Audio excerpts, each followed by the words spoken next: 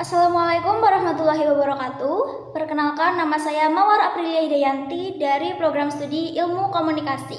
Di sini saya akan menyampaikan sebuah public speaking yang bertemakan pengaruh penggunaan media sosial terhadap kesehatan mental remaja. Assalamualaikum warahmatullahi wabarakatuh. Selamat siang, salam sejahtera bagi kita semua. Coba angkat tangan di sini, siapa yang pernah niat dibuka TikTok cuma sebentar, tapi malah sudah lebih dari 1 jam atau bahkan lebih sampai kita lupa tujuan awal kita buka TikTok itu apa?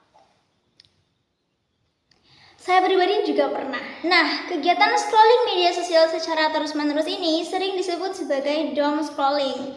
Istilah doom scrolling ini sebenarnya sudah ada sejak lama loh teman-teman. Spesifiknya pada saat pandemi COVID-19 yang mengharuskan seluruh kegiatan offline berubah menjadi kegiatan online. Selain itu, istilah doom scrolling ini juga sangat populer dan sudah familiar karena banyak sekali konten kreator yang membahas tentang ini, khususnya para konten kreator yang kontennya berfokus pada edukasi psikologi. Saat ini, media sosial seperti TikTok sudah menjadi bagian dari daily life atau kehidupan sehari-hari para remaja. Bangun tidur scrolling TikTok, nyalain Strix bareng teman, lalu scrolling lagi untuk cari informasi baru. Saat makan pun nonton TikTok, bahkan sebelum kita tidur juga masih nyempetin waktu untuk yang namanya scrolling TikTok. Rasanya tuh kita nggak bisa jauh ya teman-teman dari ponsel. Apalagi algoritma TikTok itu sudah diatur sedemikian rupa agar kita menjadi semakin penasaran akan video apa yang bisa kita tonton setelah kita scroll lagi dan lagi. Sebenarnya media sosial itu nggak selalu buruk kok. Ada juga manfaatnya seperti untuk mencari hiburan, informasi, atau bahkan belajar hal-hal baru yang belum kita ketahui. Media sosial akan menjadi buruk ketika kita menggunakannya secara berlebihan. Salah satu dampak yang paling sering kita rasakan adalah kita menjadi kesulitan fokus ketika sedang belajar atau melakukan sesuatu karena otak kita sudah terbiasa terpapar oleh konten-konten yang berdurasi pendek.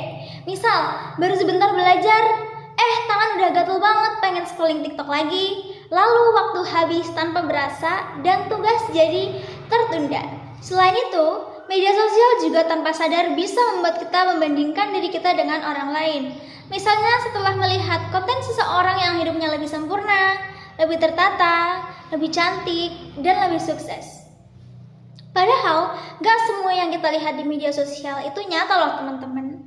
Tapi tetap aja kan, bagi kita yang menonton konten-konten tersebut, pasti akan merasa yang namanya insecure dan overthinking. Tidak hanya itu, sekarang ada banyak sekali konten-konten rage bait atau konten yang sengaja untuk memancing emosi netizen yang dapat berpengaruh pada mood kita. Bayangin aja, cuma karena satu video, mood kita jadi berantakan. Bahkan orang lain bisa ikut kena imbasnya. Belum lagi kebiasaan begadang karena scrolling TikTok terlalu lama pada malam hari. Awalnya sih cuma nyempetin waktu sebentar untuk scrolling TikTok, sampai jam 2 lagi. Yang bikin kita pagi-paginya jadi ngantuk, gak semangat, dan merasa capek. Berdasarkan data dari Goodstats dan ABJII, penggunaan media sosial pada remaja di Indonesia memang sangat tinggi. Artinya, media sosial punya pengaruh dan peran sangat besar terhadap kehidupan remaja di Indonesia.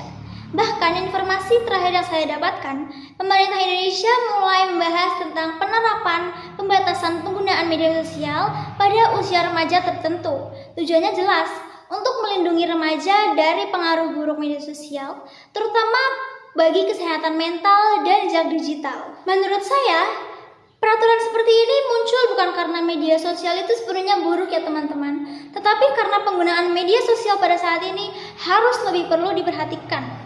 Ada banyak sekali konten-konten di media sosial seperti di TikTok yang kurang bermanfaat, dan banyak remaja di Indonesia yang masih kurang aware tentang hal ini. Bahkan mereka masih kurang tahu loh, konten-konten mana sih yang sebenarnya perlu untuk dikonsumsi dan mana yang tidak perlu untuk dikonsumsi. Oleh karena itu, mari coba mengontrol diri sendiri, seperti dengan membatasi screen time, mengurangi penggunaan handphone sebelum tidur, dan mencoba aktivitas-aktivitas baru di luar media sosial. Sesekali kita perlu loh untuk beristirahat dari dunia digital supaya kepala kita nggak terlalu penuh. Intinya, media sosial itu tetap boleh untuk digunakan ya teman-teman, tetapi dengan cara yang bijak agar kita tidak terjebak dalam kebiasaan buruk doom scrolling yang dapat mempengaruhi kesehatan mental kita sendiri. Jangan sampai kita terlalu fokus memperhatikan kehidupan orang lain di media sosial sampai lupa memperhatikan diri kita sendiri.